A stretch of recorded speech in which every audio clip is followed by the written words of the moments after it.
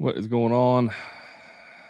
We are just going live here, so need to get on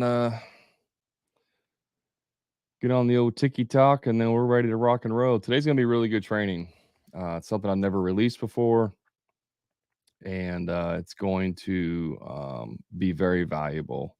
So you're not going to want to miss this training. Do me a favor if you're just tuning in. Do comment below if you're watching this live or the replay. Just put live or replay in the comments. That way I know if you're watching this live or in the replay.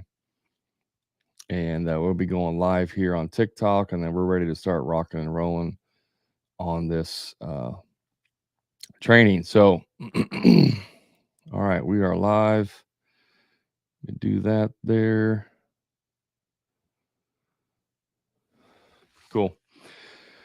All right, guys, let's get going on this. This is going to be really good. If you listen to the podcast this morning, you should be listening to every podcast, but this morning was a really good one titled Do This to Win More Jobs. So, what we're going to be talking about today is how you can win more jobs by changing the understanding of your potential clients. And so, what I talked about on the podcast and what we're going to talk about on this training is called the Yes Staircase.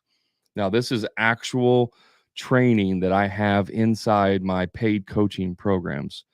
So, this is stuff I'm releasing for the first time to the general public, and you guys have complete access to it. And this isn't like a teaser type thing where I'm only going to give you part of it and you got to give me your email address or pay me money to get the rest of this specific training. Obviously, there's a lot more training that goes into the sales process, but this specific training is a standalone training that you can implement on your very next sales call, and it should help close the gap for you in your sales process. So, now, disclaimers, I did not create this idea, this methodology, but what I did do is relate it to the construction industry, and I changed the name and kind of made it more relatable to construction, right?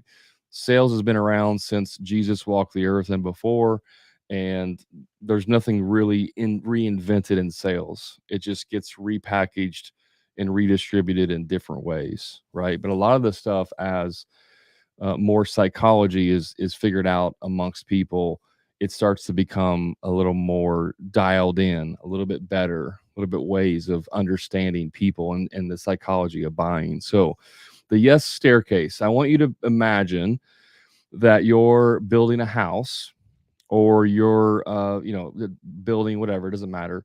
You have a first floor and a second floor, right? And so what the Yes Staircase is that you're essentially going to build a staircase for your clients so that they can reach the second floor. The goal is to reach the second floor. For us, that's the sale. The second floor is the sale of this customer, the sale of the project. Okay.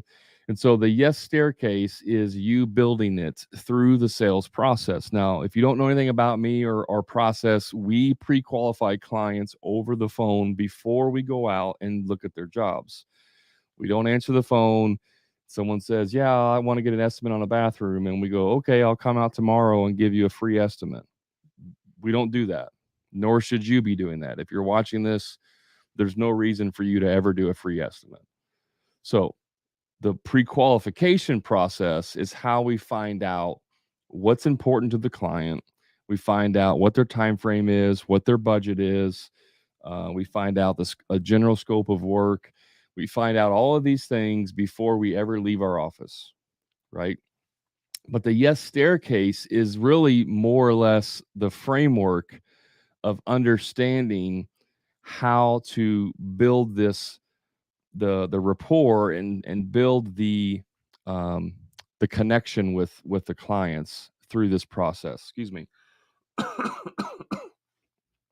Woke up this morning with a little bit of a dry throat. I hope I'm not getting sick again. I've been sick all January.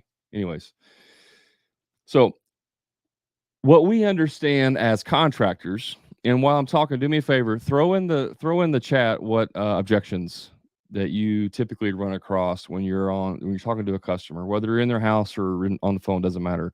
What are the most common objections that you come across with your customers? Throw it in the comments. I'm gonna get a drink while you do that. What's the most common objections that you come across? Price. Yeah, John says price. It's probably number one, right? Anybody else? What other objections do you they don't want to tell or say what their budget is. Okay? Yeah. I mean that's 100%, but that I would relay that to price, right? Terry says price. So far we got price, price, price. That's number one, right? That's going to be the number one objection is what the price is. Number two is going to be time frame. Wanting the job done yesterday. Yeah, John's like wanting it done yesterday, or really just time frame in general. We're 6 months out. They want it done in 2 months. Time frame, right? When can we get this done? Some other ones could be the spouse. One spouse is on board, the other one's not, right? Like there's this, you got to try to convince the other one.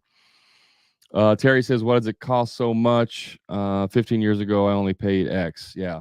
So again, that's more of a price type thing. Objection is price related, right?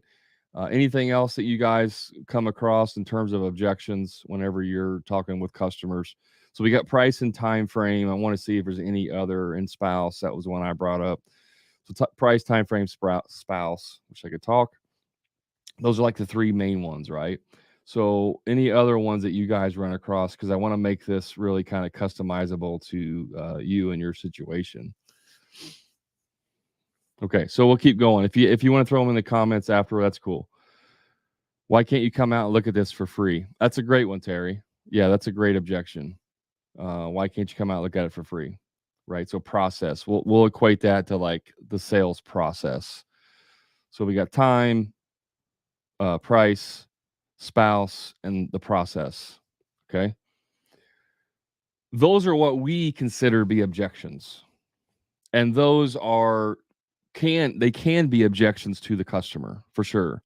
But what we don't realize is that there is an entirely other list of things that your customers have that can be objections. Now, they don't see them as objections. They see them as concerns or expectations, right? So their expectation could be that you're going to do a free estimate. That could be an expectation based on other contractors. Their expectation can be that you're going to, maybe pull permits. I don't know. Their expectation could be that you're licensed and insured and bonded, which, by the way, you should be doing those. I'm just saying those are expectations that they may have. If you've listened to my other podcast that I did on your brand promise, which is episode 97, if you do a good job of branding and you go do a job for a customer, okay, and you deliver XYZ results, and the neighbor or their friend says, hey, you just had your work done. How was the experience? And they said it was great. They did XYZ. The customer's like, awesome. That's what I want is XYZ. And then they go and they talk to you. And during like the sales process, you don't address X, Y, and Z, or maybe you only address X and Y and you don't address Z. That is it's like a lingering concern, like an expectation or a concern. Right. So it's just like, I don't understand. Like you did this for my customer next door. For my neighbor next door, you did this. Why aren't you doing it for me? Right. You did a free estimate for my neighbor. Why won't you do a free estimate for me? And so you can have these expectations not being met. Now, for the sake of clarity going forward, I'm just going to say expectations and concerns. I'm just going to put those together as one and just call those concerns. Okay. So what the yes staircase is as you're talking to these clients, your job is to uncover what all of the concerns they have are. And we don't just say, oh, Mr. Customer, what concerns do you have about, hiring us?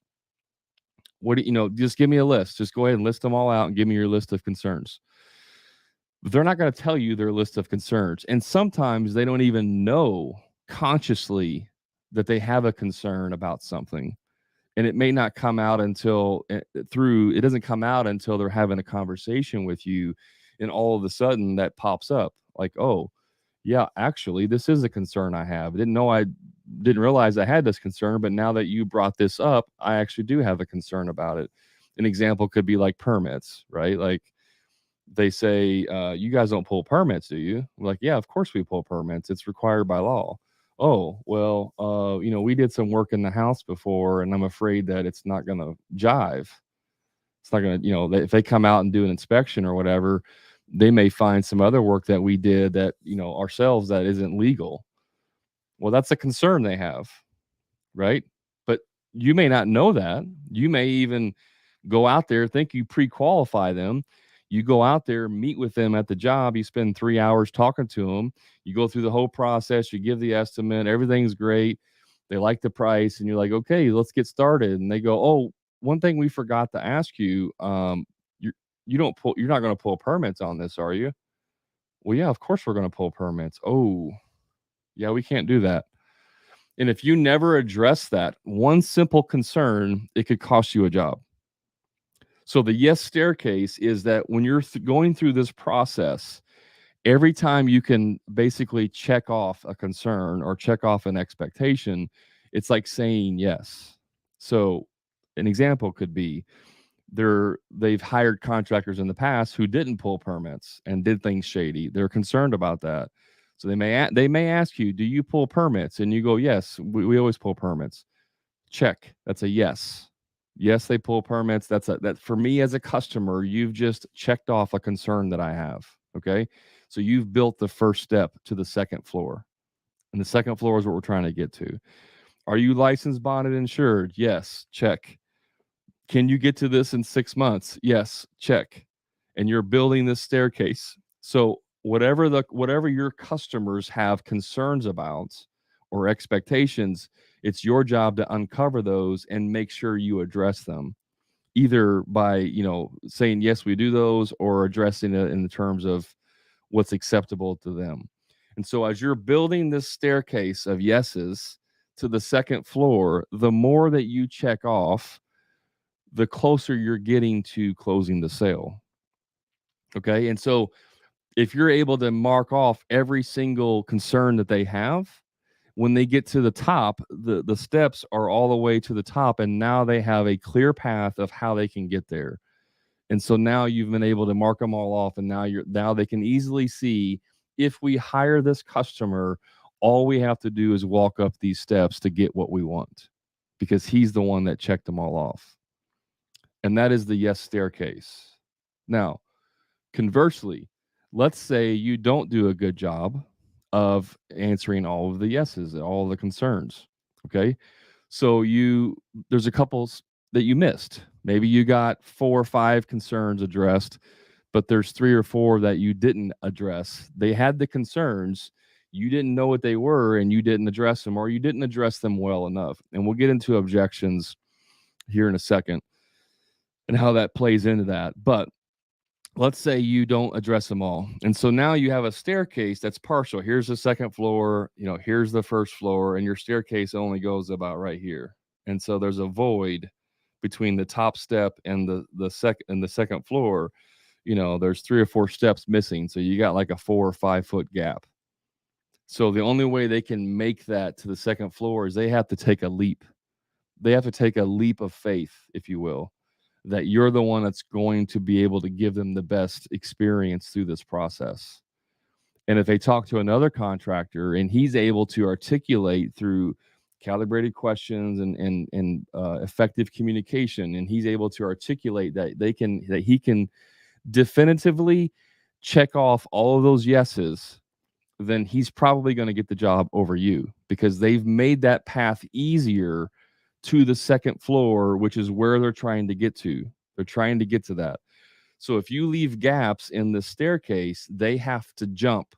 And they may do that. If you're only 2 steps away, it's fairly easy to jump. But if you're 6, 7 feet away, that's not even physically possible to jump that far. right? So there's like there's no way we're gonna hire this person. He's not licensed. He's not insured. He doesn't pull permits. He doesn't have a website. He's got bad reviews.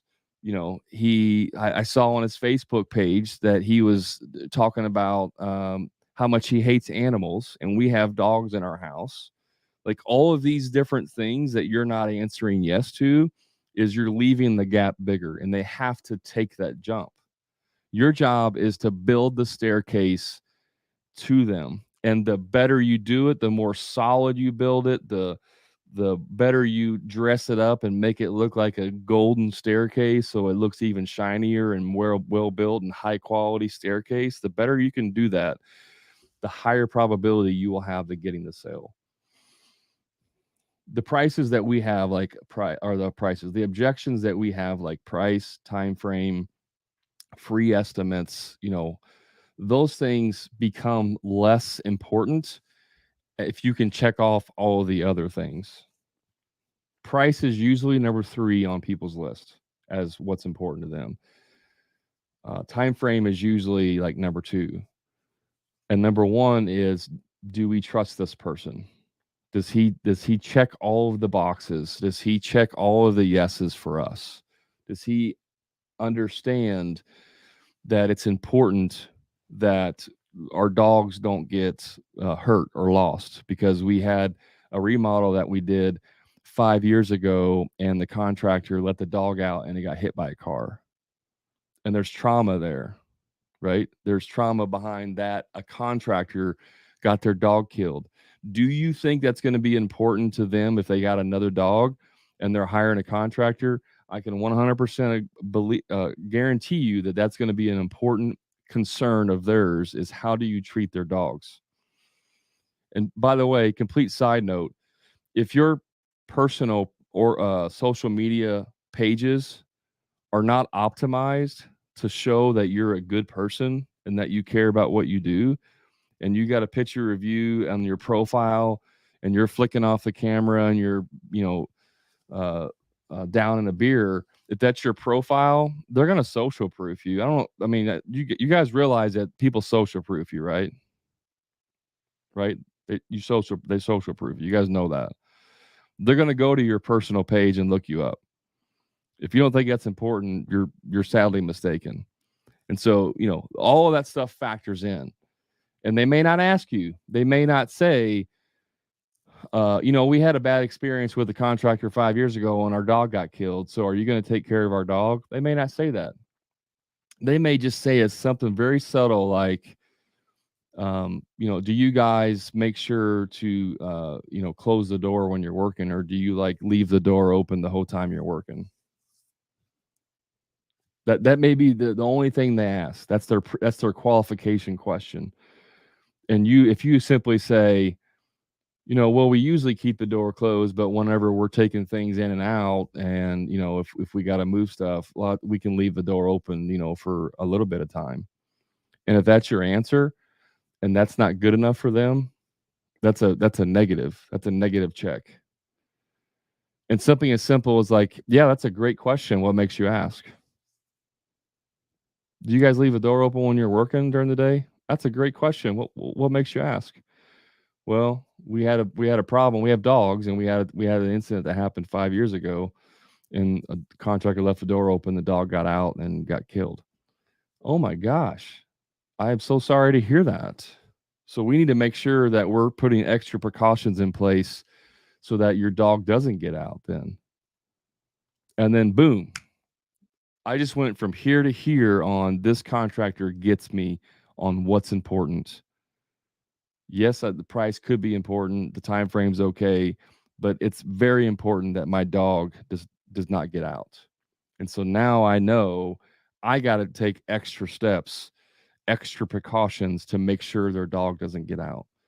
And that could be creative. One thing we could do to make sure this doesn't happen is, I have some extra dog gates at home. We could set up some temporary dog gates so that if we do have to leave the door open for an extended period of time, we'll just make sure those gates are put up. That way it won't be able to get out. Would that be helpful? Like, I'm actively trying to solve this problem for them because it's a major concern. It's not the price, it's not the time, it's their dog. Or I've done jobs before where they had 2 adult, special needs kids, and it was important that we took that into consideration for them while we were working. We had to put it wasn't like a major, like, challenge or anything. It was just like, "Hey, side note, we need to do a couple extra precautions here to make sure the kids don't get out," which is like we had to lock the door. Every time we would go out, we had to make sure the door was locked if they were out. And it was just a couple extra little steps that we took to make sure that we didn't have any issues. So those are like understanding what's important to your clients and checking those off. When you can do that, you've built the staircase for them. They now know how to get there. They know that you're the person that they're going to hire. The other contractor's like, yeah, I can come out there. We're 6 months out. It's going to be 20K. We're really busy. So like, that's it. Take it or leave it, guys. You know, that's what most contractors are because they're in a bull market. The phone's ringing off the hook because there's such a shortage, and they just think that's how it is to run a business. When the phone stops ringing, like it's starting to do now, it's starting to slow down. When we get back to what's really a normal operating tempo, a lot of those guys will go out of business. So you should never burn bridges. You should never think you're cocky because your phone's ringing off the hook. We had some questions come in. Clark says, I get most of my leads from my, and by the way, put your questions in the comments now if you guys have any. I get most of my leads from my website. It's been really slow. Is this a recession? Well, for most contractors, between January and April, that's the slowest time of the year. That's just kind of across the board. That's just the slowest time of the year. You got winter, you got people recovering from Christmas, you got people that are waiting on their tax returns to come in before they can do their project. So really, you should be selling jobs in October and November for January through April. That's when you should be selling those jobs. And so if you're waiting, if you're like, we're only 2 weeks out all the time, we sell a job today, we start it in 2 weeks. If that's you, you're just like fragile. Like you're just walking on thin ice. Your business is on thin ice. You should always be marketing. You should always be building the funnel. You got to build the sales funnel way out. And people don't take into consideration that, especially if you're how long your sales cycle is, or your production cycle, or your build schedule. If it takes you, let's say you do bathroom remodels, an average bathroom takes about 5 weeks, 4 to 5 weeks, depending on the size. But let's say a month. Let's just say an average bathroom takes a month start to finish. So that takes a month to do it. But the sales cycle from first contact until we start the bathroom, let's say that takes 6 weeks, because you got to order materials, especially last couple of years when the materials were slow. Sometimes it's taking 8 to 12 weeks to come in. So that means if you sell a job today, it could be 12 weeks before the materials even come in, right? 3 months before the materials come in. So you sell today, that's 3 months, and then it takes you another month to build it. That's a 4-month cycle from start to finish. So if you started a bathroom, let's say you actually start the bathroom project today and you don't have any jobs sold, you have a 3-month gap in your schedule because you should have sold a job 3 months ago because your 4-month cycle. Does that make sense? So you have to constantly be selling depending on what your cycle is. And if your cycle is longer, if you have a 6-month window or a year, if you're building houses or whatever, you got to build that funnel even further out. Now, if you're only doing if your jobs are 1 or 2 day jobs, then that's a little bit different, right? That's going to be like, you may only need to be 2 or 3 weeks out selling, but you always want to try to sell and fill your calendar. You can't wait until you're like, oh, we just got done with this job. Okay, let's see what's next on the calendar to build out. Oh, wait a minute. There's no more jobs on the schedule. Like, you can't wait until you're done. You got to have that built out constantly. Have you washed today? I did wash this morning. I don't know what that has to do with anything. Um, I am Groot. I appreciate your concern in my hygiene practices.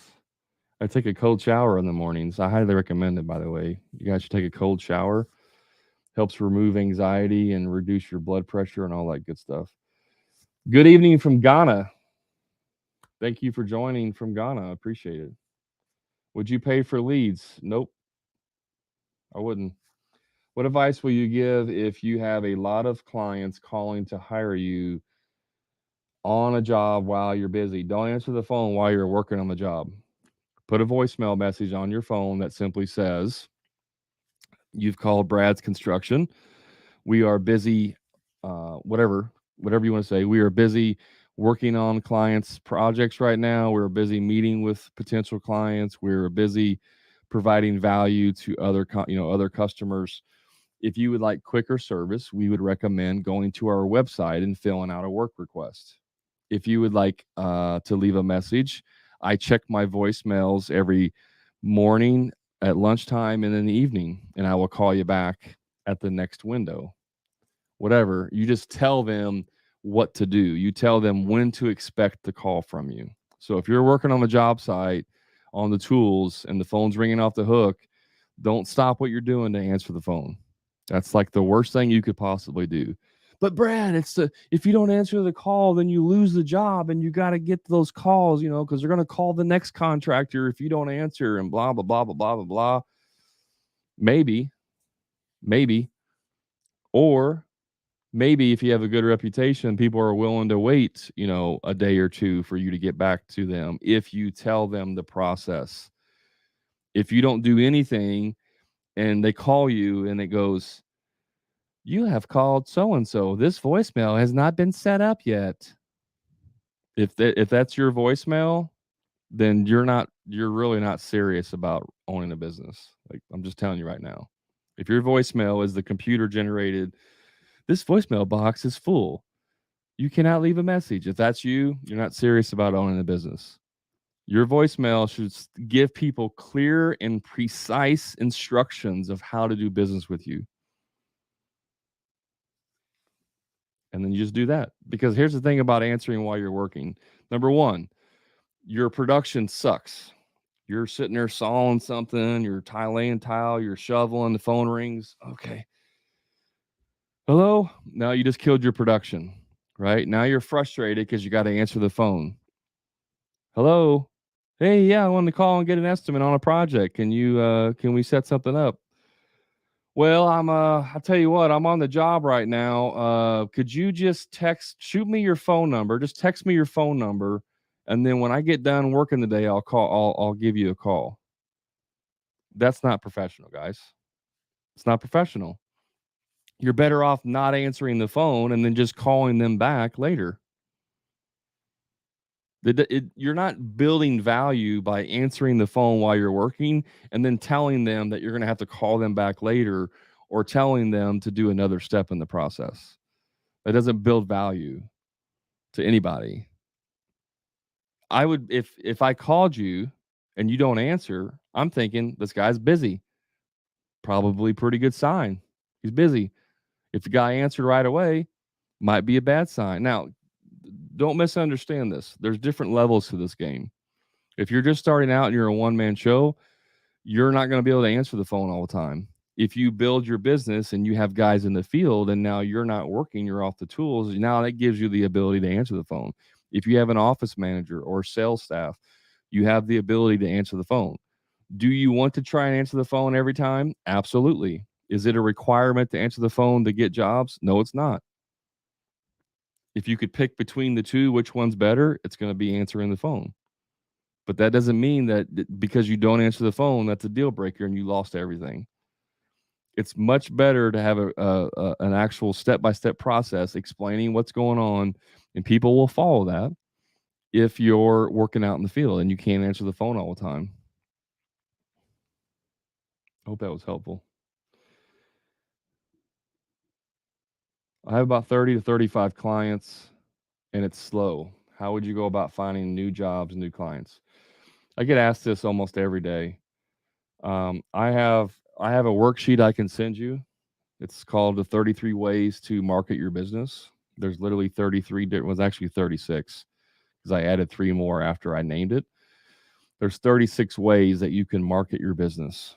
And if you want that, I can send it to you. You'll just have to shoot me a message. Go click on my profile if you're on TikTok, or shoot me a message on Facebook, and I can send that to you.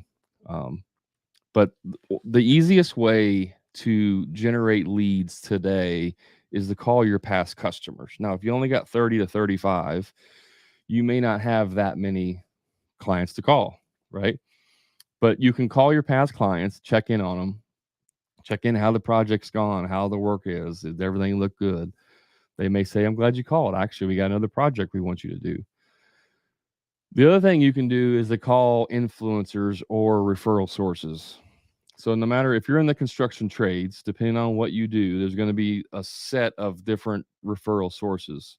For most people, there's a universal set, which is going to be like real estate agents could be one. Now, if you're doing commercial work, that's not necessarily the best. But if you're in residential, real estate agents, home inspectors, appraisers, mortgage brokers, pest guys, other trades that don't compete with you, like, I mean, just lawn care companies, fencing companies, all of these people that like that you do something in their industry for their customers, you just call them up and introduce yourself and create a connection. That's networking. You build your network. They always say it's not what you know, it's who you know, and that's true. If you know enough people, if you know the right people, you'll never be out of work. And so you build these relationships with these people. And so now, whenever they come across someone who needs that service, they recommend you. And you can do that today. I just talking to one of my clients today on our call, and I told him you need to call 10 people this week because his leads are a little slow. I said, call 10 referral sources this week and just make the connection, make the introduction. It could be he's a flooring contractor. That's what he does.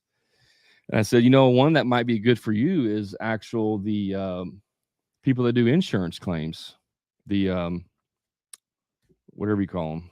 I just can't remember what they're called now. They do fire and water restoration companies. There you go. People that are restoration companies. Some of those people don't do putbacks. They just do the actual remediation. So what happens when the kitchen floods, the dishwasher floods and ruins the floor? They got to call a restoration company. Restoration company comes in, dries everything out, tears out all the flooring, gets rid of all the mold. Now what? It's got to get put back. So do you think if you're a flooring contractor, it might be a good thing to know several restoration companies in your town? Absolutely. Now, those people may already have someone they work with, and you may not get that work from them. But all you're going to do is be a bug in their ear, because as soon as the other guy screws up, they're going to call you. They may have a guy that they've had for 2 or 3 years. They like him. He's cheap, shows up. All of a sudden, cheap guy realizes, you know what? Screw this. I'm not making any money. I'm out. They got to find somebody else. You know what? Who was that guy that called last year that was wanting some work? Or they got to call you up. Hey, Brad, guess what? Our other guys flaked out on us. You're up the bat. They know that because you've kept in touch with them over the last 3 to 6 months. So I hope that helps. Never did like the thought of answering the phone while working. Yeah. You mean 32 books of? What do you mean by that? 32 books of? I don't know what you mean by that, Borlex. You mean 32 books of? I'm not sure what that was in reference to.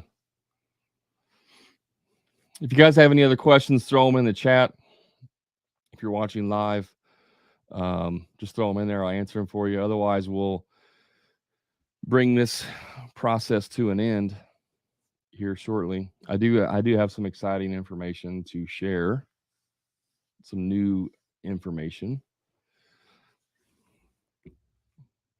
What groups would you suggest then for fencers? Like what groups of people? Is that what you mean? Like what networks to network with?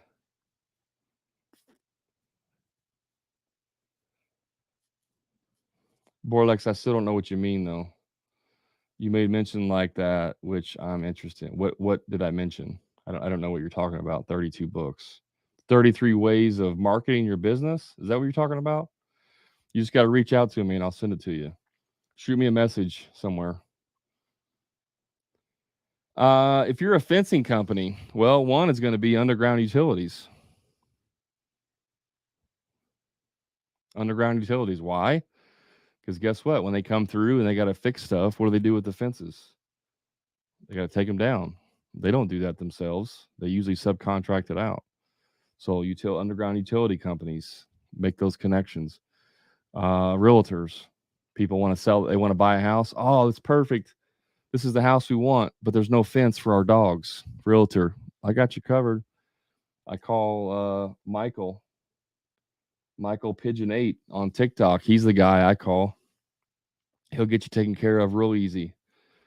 Can be other trades like deck builders. Maybe you find a deck builder that doesn't build fences. Landscaping companies, like any other trade that works outside or works around fencing, is going to end up being a good source. They don't have to be like direct, like a landscaper. Um, they don't do fencing, and there may not always be a situation where they got to take a fence down or whatever. But if someone buys a house and they want to do a project in their backyard that includes fencing, they may sub it out to you, or they may just refer you as the person that can do the fence. And so if you build these relationships with these key other partners and you get good at it, they're going to want to refer you. The name of the game here, guys, is that you're trying to solve problems. So when you call the realtor and you're a fencing contractor and you're introducing yourself, you say, "Hey, realtor, my name is Brad with Brad's Fences, and I was just reaching out to you to see if you had somebody that currently handles any of your fencing projects you may come across." And they go, "Yeah, we do. We have a couple of guys actually." Oh, is and then you can ask like, "Oh, I assume they do a good job for you then." Well, I mean, they do okay. Yeah, I mean, I'd still be interested in finding out, getting your information. You can never have too many people to refer to. Sometimes they're too busy and they can't get to it. Yeah, absolutely. I can send that over to you. What would you say is the biggest frustration that you have when working with fencing contractors? Well, the biggest thing is they don't answer the phone. Like, we're trying to work out a deal to get this closing, and one of the things that they need is they want a fence because they have dogs, and we're trying to work this out with the buyer and the seller. And I'm calling the contractor just to get a rough price to figure out what this is going to be, and they don't call back for 3 days. So yeah, just answering the phone is going to be really important. Gotcha. So we definitely want to answer the phone. I need to put you on my favorites list. So when you call, we make sure we answer this phone. Answer your call. That's all it is, guys. You just find out what their problem is. You find out where the other contractors are dropping the ball, and then you make it a point to do whatever they're doing wrong. It's not price. Promise you that. It's not price. You think it's price, so all you focus on is price, but you're missing the entire thing that's actually the pain. If you figure out what the pain point is that the other contractor is not solving, and you go above and beyond that specific thing, you will have their work. Guaranteed. You will have their work.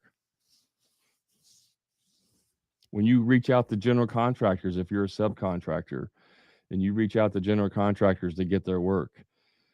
If you're an electrician, what should you be doing? Everyone in the comments. What would bring more value for an electrician who's trying to get job for a general contractor? What one thing could they do to provide value to the general contractor? This is this is a little bit of a joke here. Everyone should know the answer to this based on the memes about electricians.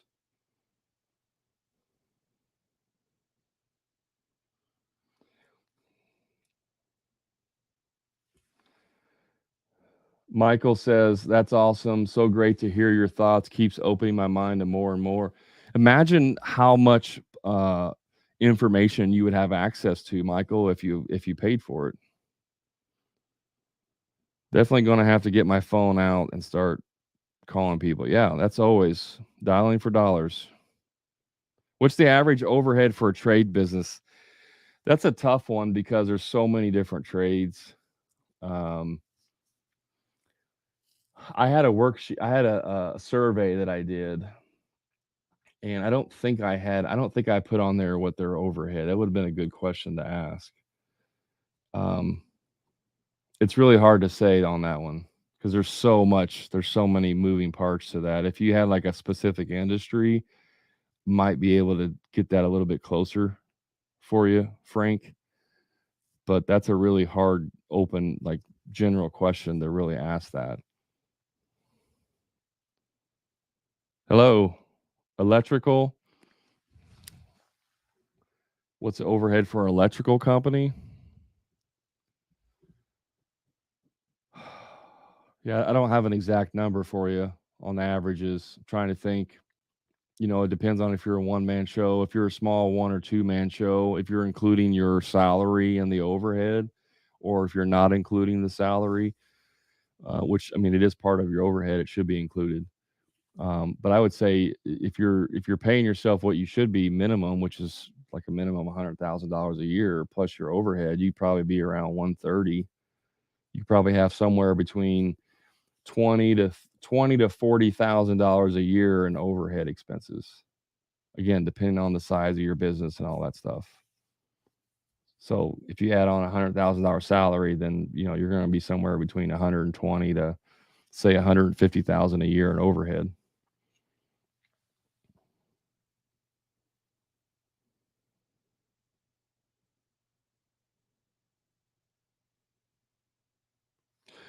All right, guys, we're coming up here towards the end. I don't see any other questions coming in. Hopefully that was helpful. Here's the exciting information. I am releasing a journal specifically for businesses. It's called the Profit Journal, where it's designed to focus on really two things. One, having the right mindset to be the best version of yourself, and two, focusing on the profit of your business. And so I just finished it and uploaded and ordered my first copy today for myself. I'm going to actually use it, make sure it's exactly what I want. But here, hopefully, within the next couple of weeks, I'll be releasing that to if you guys are interested to purchase it. Last question that came in: as a cabinet maker, what advice you give me? As a cabinet maker, what advice will you give me? Um, you have to find out what the ultimate pain points of your customers are, whether you're working for a general contractor, a contractor, or the end customer. Find out what their ultimate pain points are, figure out a way to over deliver on that, and keep doing that. Like that's really for any business. You find the pain points, you find the opportunities that are not being capitalized on. I mean, if you're a contractor, like just answering the phone, and I know we just talked about answering the phone, but I mean is like actually like either answering it or getting back with people in a timely manner. But if you actually just answer the phone, you would probably have more work than you could possibly handle because most contractors don't call people back. So that's as pretty simple as it gets. But anyways, the Profit Journal will be out here shortly, and it's a combination of all the different journals that I've used. It's not a planner. It doesn't You don't plan out your weeks and months and all that stuff. It's a simple daily journal that you fill out that keeps you focused on your mindset, your gratitude, being the best version of yourself, and your profit margins. So I appreciate you guys hanging out with me. Carlos, as a general contractor, 15% of PM is still good. I don't know what you mean of PM, of project management. Like you're charging 15%. cost plus. Is that what you're saying? Or is that your, of your profit margin, like your net profit? 15% if it's a net profit is not great. It's not terrible. If that's your gross profit, it's absolutely terrible. Thanks, guys. I appreciate you hanging out with me. If you want help in your business, you can always reach out to me and I can share with you what that looks like. Until then, I'll see you next time.